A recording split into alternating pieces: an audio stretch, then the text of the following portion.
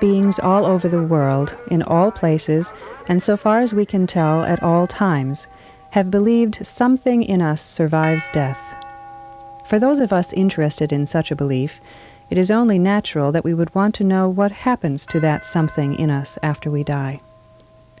If some part of us does indeed survive death, what becomes of it? Does that part come back to this world to live again? Do we reincarnate?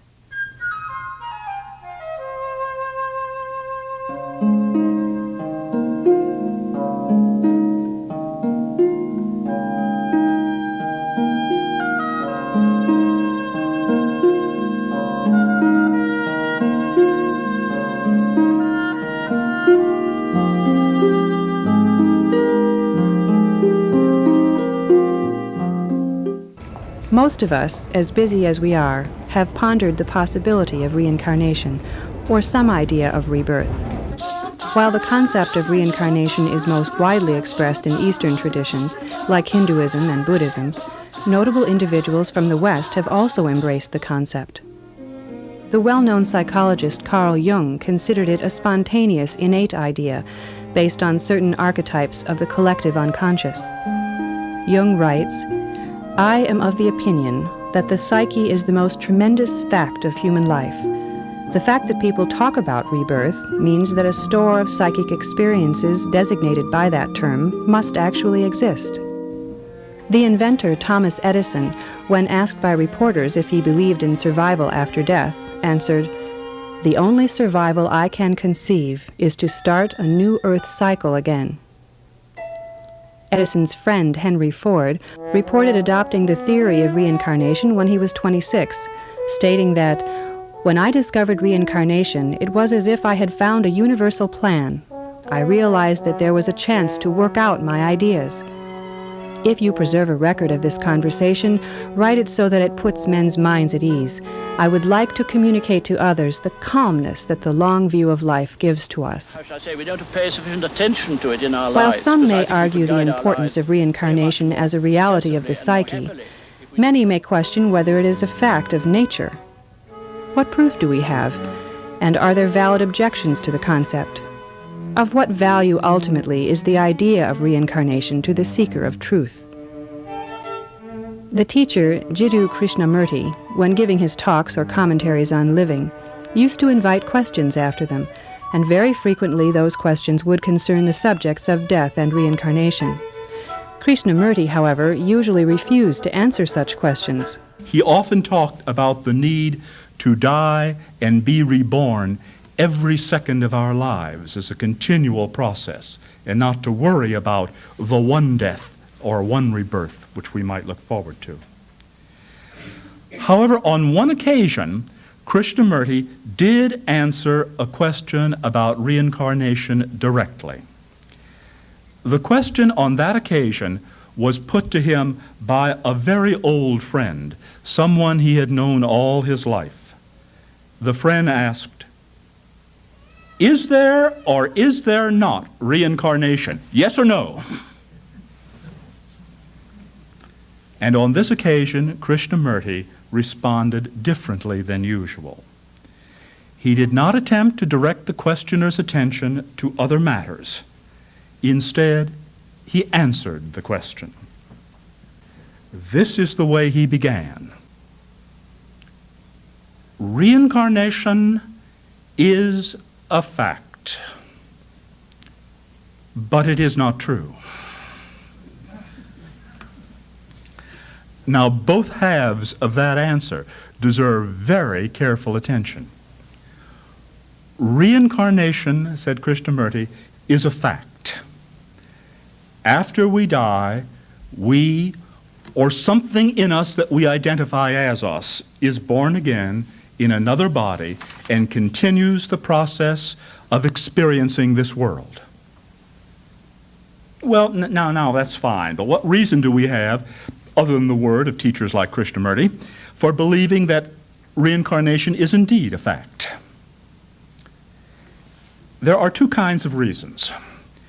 One is specific evidence that reincarnation happens, and the other is the general explanatory power of the concept. And there are also objections to the idea. One objection to the idea of reincarnation is that if we have past lives, we ought to remember them. But is a lack of memory regarding past lives sufficient reason for rejecting reincarnation as a hypothesis? Memories are notoriously unreliable. Not only do we regularly forget things that happened, we sometimes remember things that never did. Memory is bad evidence. It deceives us all of our lives. Why should we not expect it to deceive us across lives? Moreover, to remember all of our past lives would in fact be impossible. A perfect and complete memory for events even of this life would be a curse. A total recall of all the trivia of everyday events from a single lifetime would be a monstrous cluttering of the mind. Forgetfulness is a blessing. It is necessary if we are to function effectively day to day. What we forget is as important as what we remember. And if that's true of a single lifetime, how much truer must it be of a series of lives stretching into the distant past? Another proposed shortcoming to the idea of reincarnation has to do with the recent population explosion. If some part of us is reborn from previous lives, why has there been such a drastic increase of our human population in recent times? Shouldn't there have been the same total number of people on the planet, say in prehistoric times, as there are today? The assumption that we have a steadily increasing population through the millennia is based on such evidence as known remains, bones and artifacts, and on estimates of the number of people that can be supported by a given area of land in hunting and gathering cultures.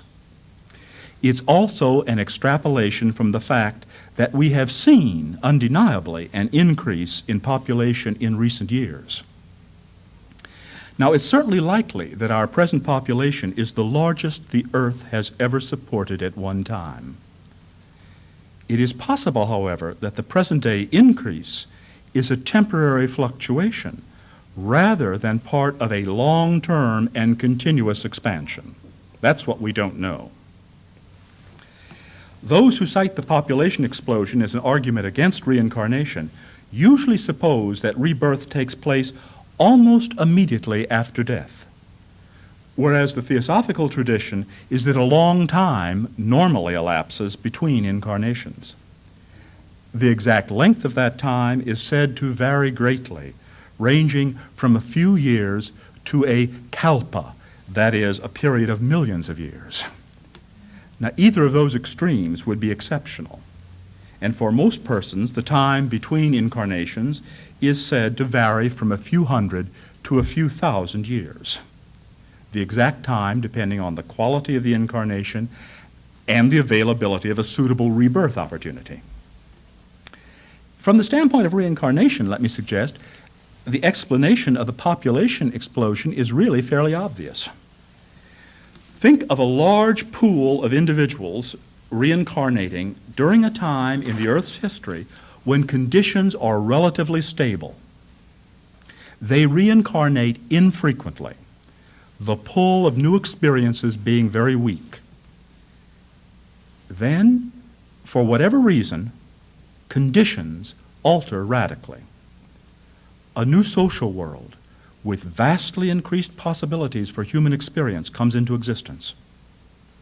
The desire for new experiences is accordingly intensified, and the reincarnating individuals come back to birth much more frequently and after significantly shorter periods between lives. The result would be a population explosion, a local fluctuation. Some people say it's unchristian, but in fact reincarnation formed part of the beliefs of some early Christians. And several modern Christian theologians, notably Geddes McGregor and Quincy Howe Jr., have argued that a belief in reincarnation is fully compatible with Christianity. So what evidence is there in support of reincarnation that goes beyond public opinion? One kind of evidence comes from persons who have a type of clairvoyance that might be called, as Professor Algeo puts it, tapping into the memory of nature. Here, certain individuals are said to be capable of remembering events from the past that are unrelated to them in any ordinary sense. Events and persons not only of this lifetime, but from past lifetimes as well. It's as if they are tapping into some small part of a larger mental field that records everything that has ever occurred in nature. One such individual reported to have these incredible capabilities was the well-known clairvoyant Edgar Cayce. As a child in Kentucky, Cayce had a variety of paranormal experiences which include seeing and talking with recently deceased relatives. Later, as a young man, Cayce entered a trance state in which he diagnosed his own ailment, an acute case of laryngitis, and successfully prescribed a treatment for it. Cayce's success in curing himself led medical persons to request his remarkable talents in the physical diagnosis and treatment of others. He conducted physical readings of various patients for about 25 years before his clairvoyance took a different tack. In reading the analysis of one of his trance readings, Cayce was surprised to find that he had talked about reincarnation as an indisputable fact. Reincarnation seemed a bizarre idea for Cayce, but throughout the remainder of his life he continued with his trance investigations, which were increasingly directed toward analyzing the causes of present illness in terms of past life experiences. Those sessions that focused on the earlier lives of the patients are known as life readings. Cayce did approximately 2,500 life readings, which are cited by many as strong evidence in support of reincarnation. However, there is a problem with the information about past lives as reported by sensitives in clairvoyance, even such a talented one as Edgar Cayce. The former personality of the client would have been either obscure or prominent. If the past life identity was obscure, it's very difficult to check out the facts that the clairvoyant has seen.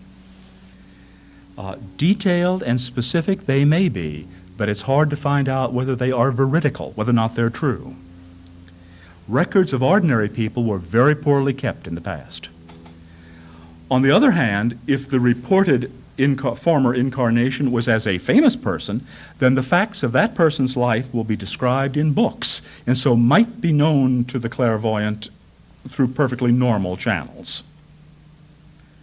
The readings of a sensitive about past lives are almost always subject to this catch-22. It's extremely rare that the information can be checked for accuracy in a source that could not possibly have been available to the sensitive.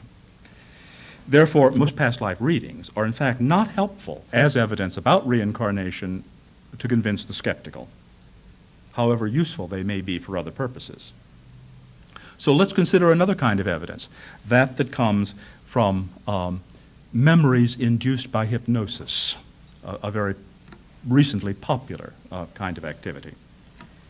Investigations of past lives by hypnosis, or mesmerism as it used to be called, have been made for longer than you might think. Most people think of that as being a very recent activity, and indeed it has been recently fashionable. But the technique has been used since the second half of the 19th century, for well over 100 years. Although the technique came to be widely used only since the late 1950s. The most famous case about that time was one that I am sure all of you have heard of. It was of a Colorado housewife who was regressed by a hypnotist, Maury Bernstein, expressly in an effort to establish evidence for reincarnation. Under the hypnosis, the Colorado housewife remembered her life, a former life, in the early 19th century as a lower middle-class Irish woman. The case was described in a book called The Search for Bridie Murphy. With a home tape recorder and in the presence of witnesses, Maury Bernstein hypnotically regressed the housewife. Have you ever been to a wake? Oh, yes, I've been to the wake before the funeral. Oh, with Brian. While under hypnosis, she had remembered quite specific details concerning her proposed past life as Bridie Murphy. For example, she remembered living in Cork and Belfast, Ireland, and that she had married a barrister named Brian McCarthy.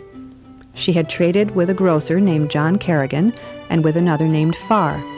Her husband, who was a Catholic, whereas Bridie was a Protestant, attended St. Teresa's Church and wrote for a Belfast newspaper, the Newsletter.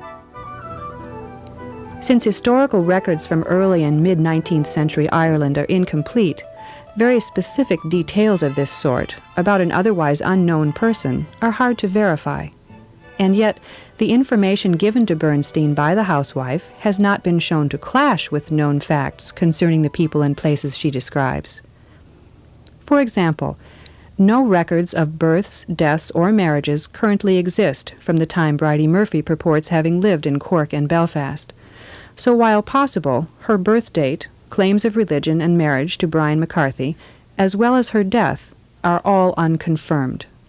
However, she refers to her father as a cropper, a farmer, and names correctly what crops were raised in Cork at the time. Bridie's statements about living in the meadows as a child are also possible, since an 1801 map of Cork shows an area named Mardyke Meadows, where some half-dozen houses are indicated. Furthermore, the name of Sean Brian McCarthy, Bridie's purported husband, is found in the Belfast business directories of 1858 and 1861. Concerning the two grocers with whom Bridie remembered having traded, staff members of the Belfast Library, after extensive research, found two grocers, Farr and Kerrigan, listed in an old city directory of Belfast. Moreover, they were the only grocers listed as being in the foodstuffs business. These and other details, too numerous to mention, are so obscure that it is hard to imagine how anyone could have come to know, in any normal fashion, this Ireland of over a century ago. Now, the case of Bridie Murphy and the book about her became famous, if not infamous. Some people who objected to the notion of reincarnation because of its implications for their own philosophy of life got into league with several magazines and newspapers who were glad to debunk the case for the boost the publicity would give the circulation of those periodicals.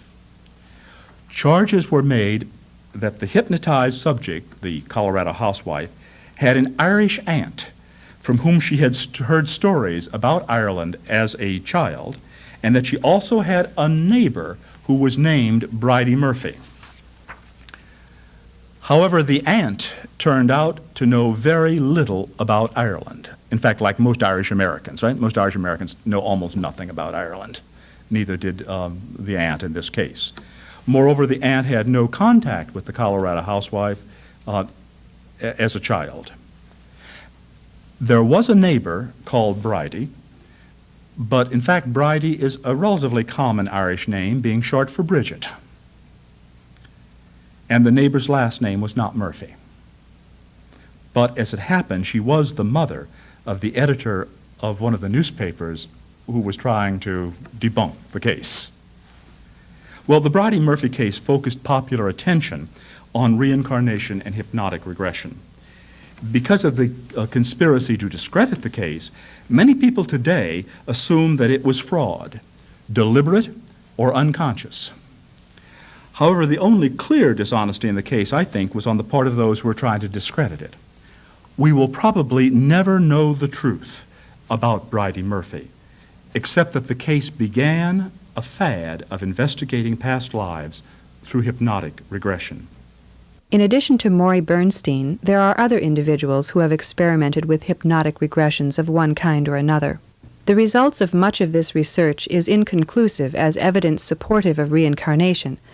In fact, certain hypnotic regressions suggest something entirely different from past life memories. Professor Algeo. There was an in-depth study of a single subject made by Jonathan Venn. He conducted 60 hypnotic interviews with the same subject back into the same purported life. And he made extensive efforts to confirm or disconfirm all of the facts reported by this subject. And he weighed reincarnation against other possible explanations of the purported memories.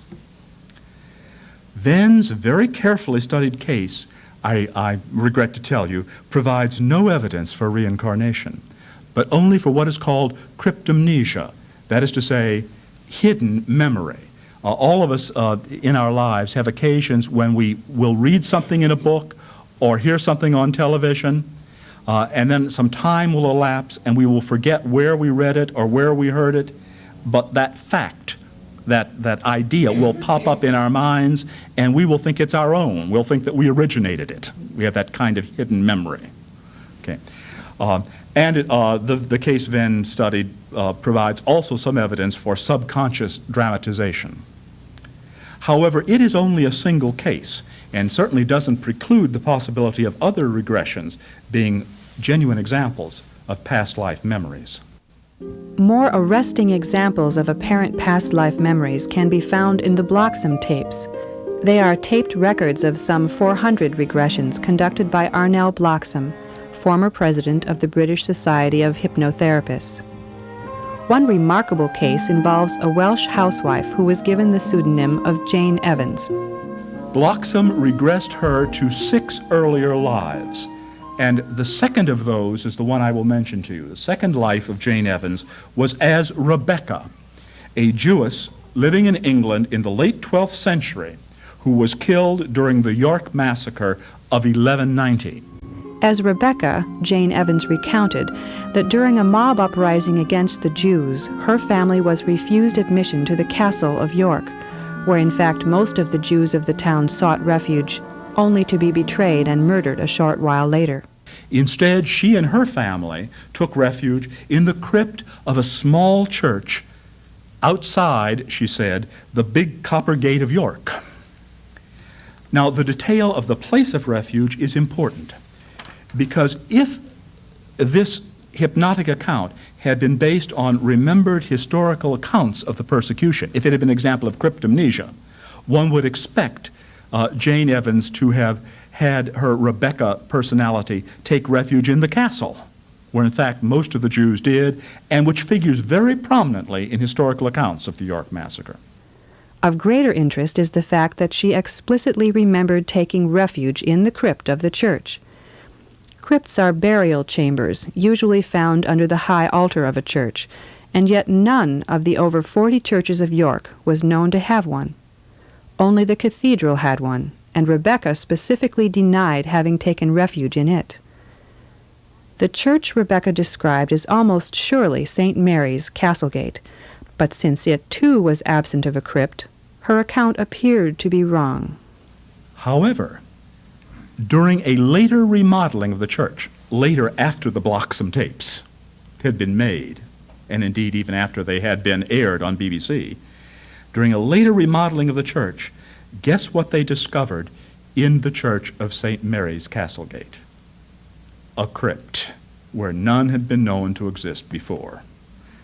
Now that's a highly improbable detail about which the hypnotized subject could not possibly have known. Moreover, the dramatic conviction with which Jane Evans told the story of her Rebecca personality impressed everyone who heard it. In describing her fruitless efforts to escape the mob and protect her daughter by hiding in the crypt, she became hysterical with terror. On leaving the session, Jane Evans fainted and was frightened and ill for days afterwards. If some of the Bloxom tapes are not what they purport to be, the relived memories of episodes from past lives, then they are just as great mysteries of another sort. In addition to special techniques, such as hypnotic regression, that purport to help one relive past lives, other researchers are studying another interesting phenomenon known as spontaneous memory.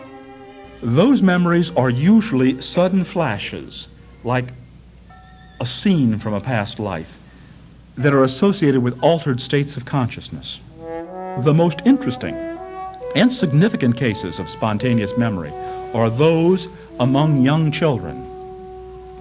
One scholar, Ian Stevenson, professor of psychiatry at the University of Virginia, has devoted most of his professional career to studying such cases of spontaneous memory that seem to indicate reincarnation.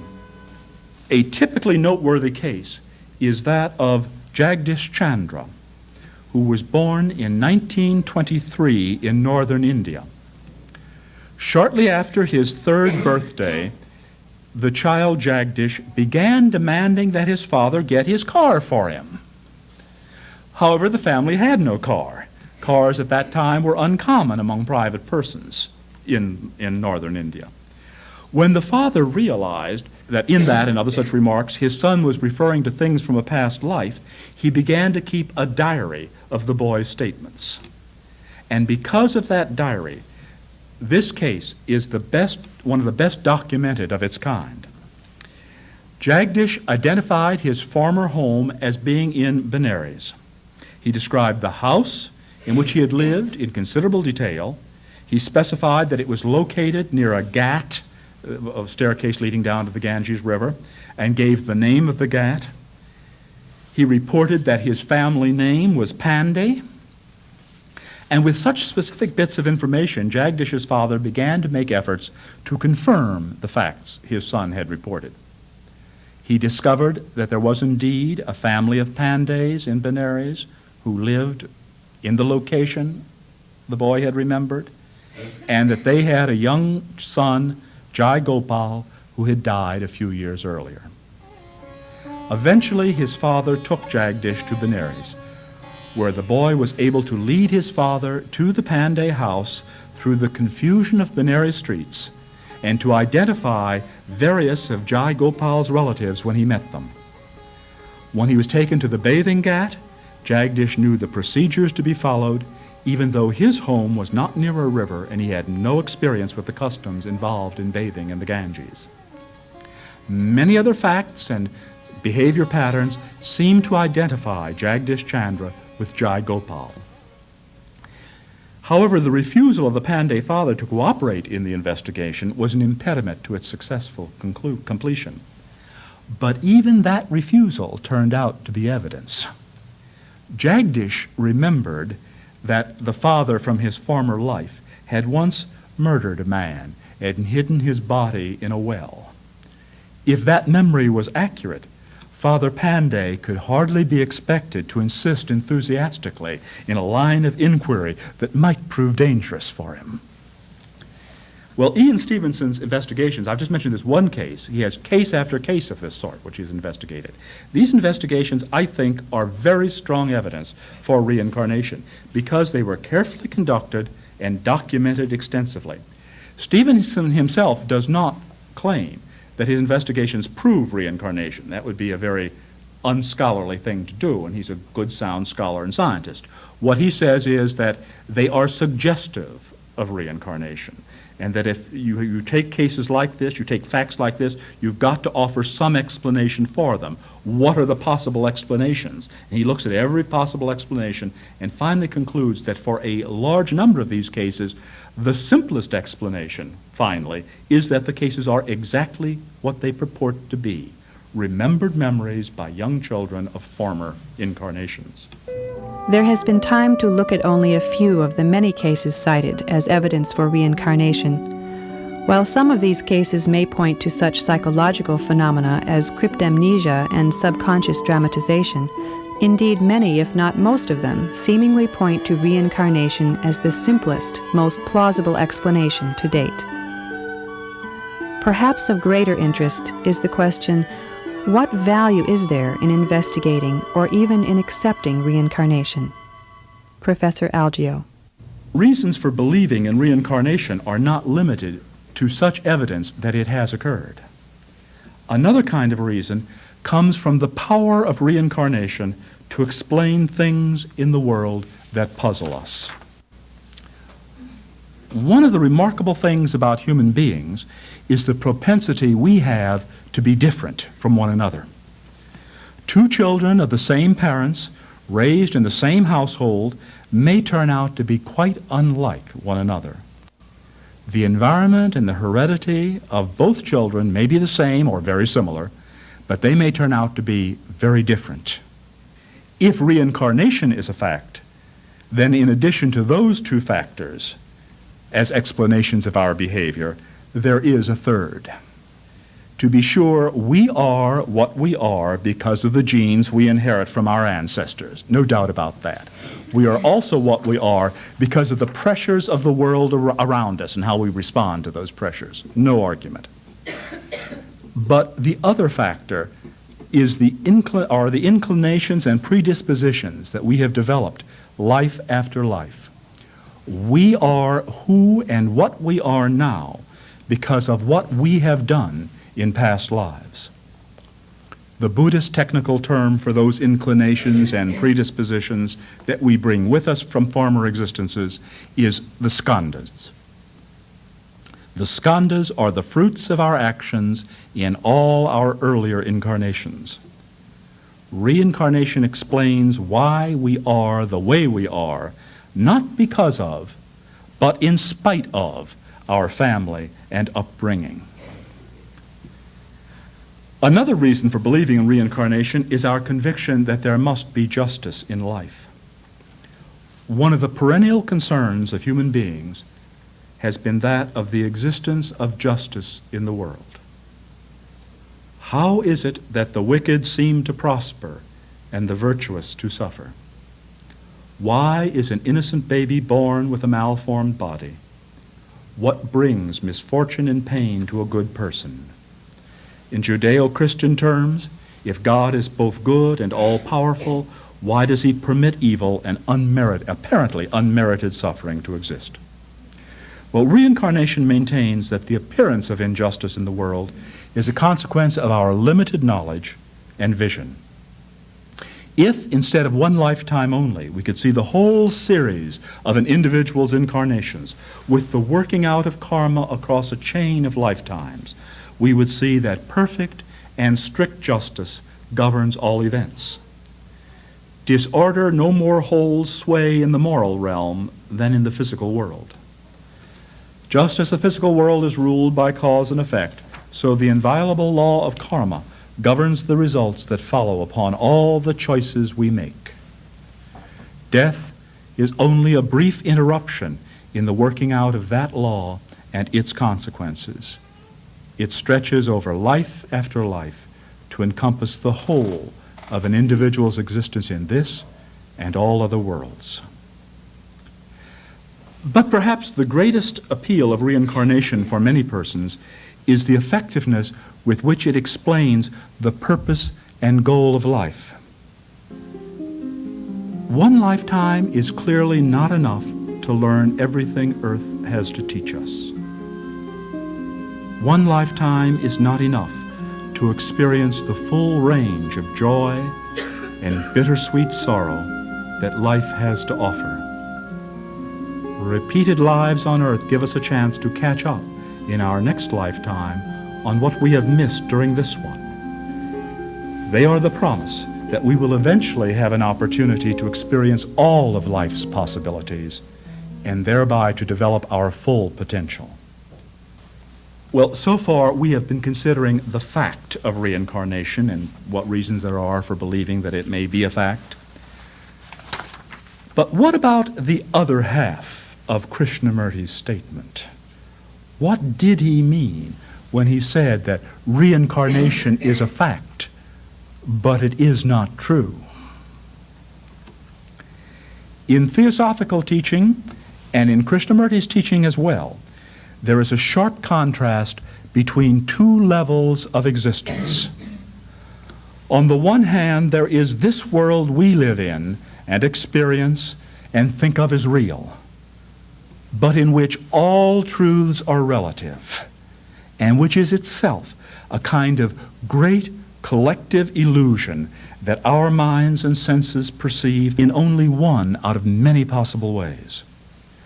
The world we think of as real is actually a world of unreality.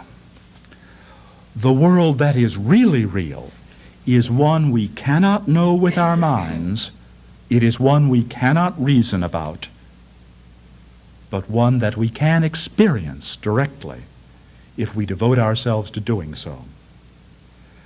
That world of the really real is one of wisdom and love and power, complete, total, unconditioned, absolute. It is referred to in the motto of the Theosophical Society, "There is no religion higher than truth." Once we have experienced the world of truth, no substitute will satisfy us. It is full, perfect, abiding. Reincarnation is a fact in this world of our everyday experience, this relative world of unreality. But there is no reincarnation in the realm of truth. Through the unreal, we reach the real. Through darkness, light. Through death, immortality. And through reincarnation, we reach true being.